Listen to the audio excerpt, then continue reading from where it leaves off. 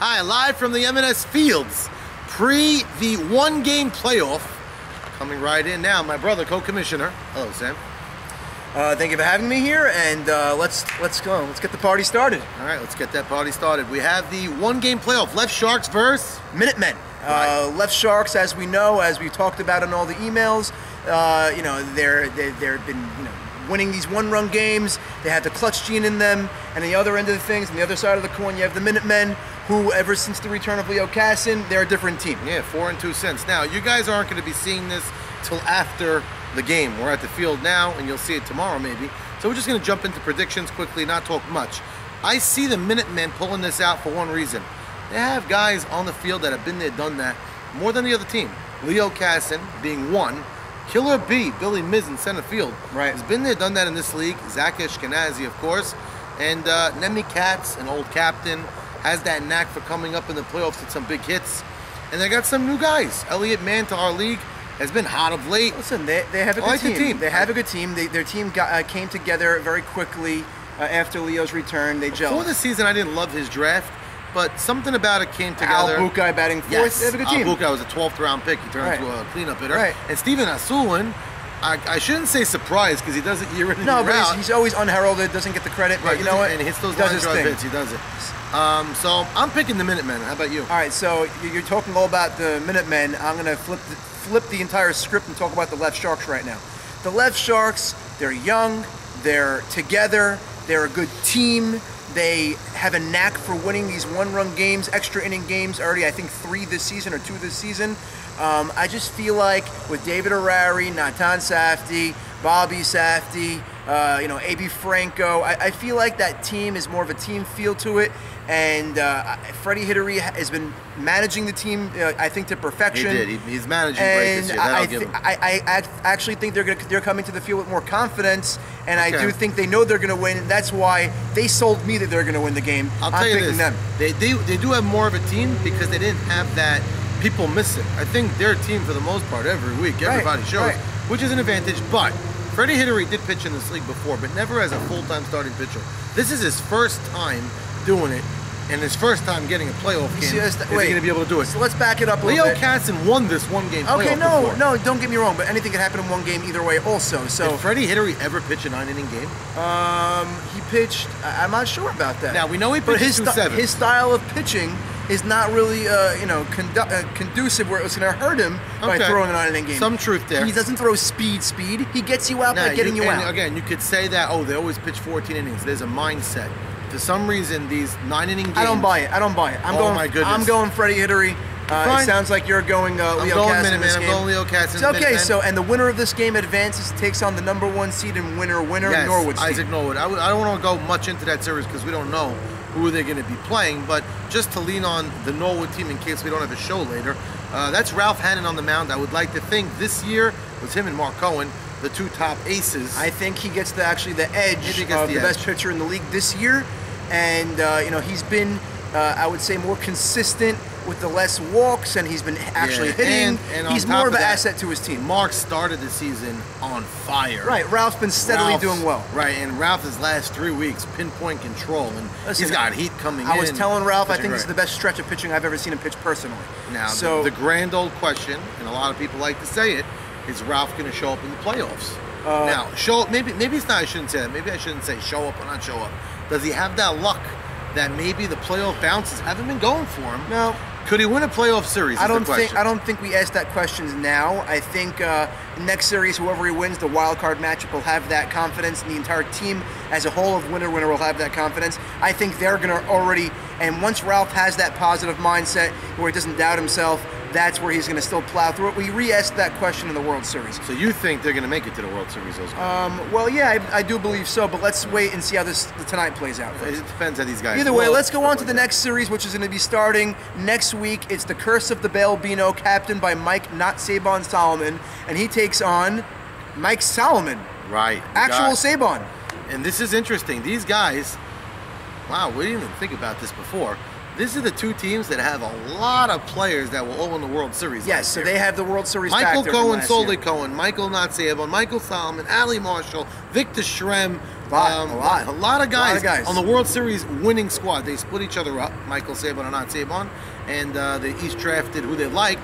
But this is an intriguing matchup, and probably the most anticipated matchup in a really long time. A lot of you guys that are watching this right now don't really know there was some extracurricular activities that went down last week. We don't want to get into it We're not going to mention any names. There's 2 players, one on each side, and it got almost ugly, not too bad. It depends who you ask. I think they went out to eat last night and eat and run. Either way. They sat down, they had a roll of sushi together, and they're all okay now.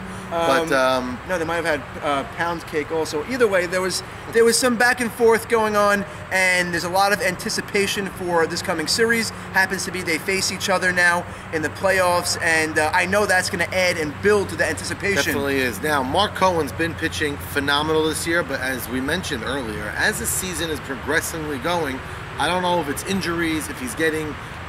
one thing that happens to him a lot when he pitches, he gets hit. He gets hit a lot. He physically gets hit. I think that's just the way people don't pull him, and a lot of things go up the middle. And his position, the way it is, he does make a lot of plays, but he gets hit in the arm, he gets hit in the leg. He's tattooed and bruised all over his body. And on the other end of on the other team, we have Ralph Sutton, who has been getting hit pretty much lately, hard, but his defense behind him is very strong, and that's Cohen, a big difference. Probably the Gold Glove winner this year in center field. Michael's sweeping all the trophies this year. Yeah, he's looking unbelievable. Right. And Solly Cohen playing great. And the truth is, their defense, DT, what a player wherever you put him. Right. That guy steals runs Jack and hits of all left trades. and right. Yeah, really seriously. So Ralph hasn't been pitching great, but his defense behind him has been helping him a lot. As they say, and good that's enough really, to win. He throws strikes. And he's won the World Series in this league before. So yes, he did. And they look at both lineups. You have Mike Sabon's lineup, 1 through 4, probably the best 1 through 4 top to bottom. 1 through 5, I say. Well, it depends on. in the 5-hole. No, but Jakey, it depends what he does. No, Avi's in the 5-hole. Jakey's 6. Oh, sorry. So 1 through 5, they probably have the deepest 1 through 5. But if you look at 1 through 10, 11,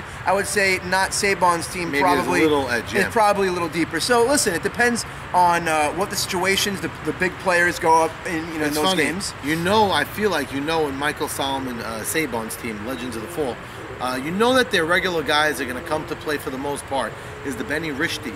They put him at third base now. Right. And they said he's playing a great third. He is. He's been hitting all season as well. Is he going to come to play in the playoffs? If those little guys, Nathan Cohen, Benny Rishti, if the back end of their lineup could find a way to get on base. Nathan actually started off pretty hot, and he was actually scuffling of late. So he's a guy also you have to watch. It's usually those unknown heroes that end up winning a series.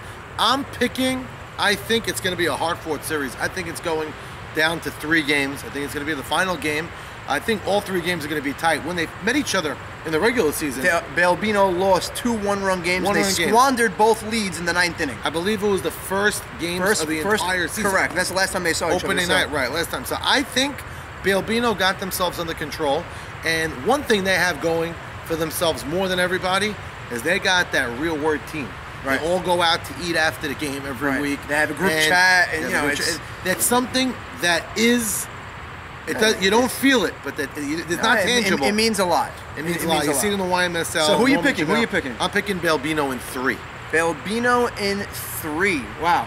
So listen, I stated my case before for Balbino, and like I said before, I don't think after number 5 in the lineup, Mike Solomon's team is really deep enough. So I'm going to agree with you. I'm taking the curse of the Balbino, but I'm taking them in 3 as well. I thought long and hard about it. I do think that they're going to come into game 1, Sabon, and you can't not win a game when you have Ali, Sabon, Rishti, Picciotto, etc. You're going to have to steal a game. Game 3 is going to come all down to that, and I do see them beating Mark Cohen in game 3.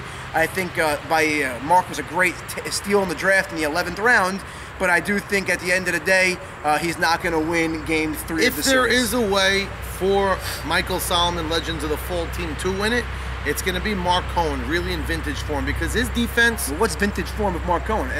Whatever... 4 or 5 strikeouts, not that many walks, and not inducing hard hit balls. That's not vintage. So which Mark Cohen's going to show up? That's the bottom line. Right. That's so the whole series bottom line. The defense behind Mark Cohen's team is not as strong of a defense. Not at all. Not at all. Infield-wise, I would say. Listen, so we're both taking Balbino in 3. I know they're not going to be too happy about this when you watch this, Mike and Ali and company. But that's just the way, we're watching every game of the season. This is the way we think it's going to play out. They always say it's how you finish, not how you start. Right, and Balbino's been finishing strong on a mental note, on a positive note, and also on the field. And Saban's team maybe it was faltering a little bit. And you know what happens? I'm sorry to say, but what happens with age? You slow down. At the end of the season, they played the entire spring, they played the entire summer, we played the tournament, etc. And listen, these guys that are over the age of 40, they end up not playing like they did when they were 30. And if you look at the average age in the team of the Balbinos, they're all average under 25 years old. So interesting. It's a big difference. So is it veteran leadership helps you in, or is it they're getting old? But like we always say, find out. What's the veteran leadership? When do veterans get old? Old, right. So we'll see. That's why you need that mix. Right. So let's find out. All right, this is either way, very intriguing. There's a lot of a lot of anticipation for all playoff games and series, and we look forward to talking to you again next time. So bottom line, I got the Minutemen and Balbinos. I got Left Sharks and Balbinos as well. Good luck, everybody. Pleasure being here. Hope to see you again. You want the shout out?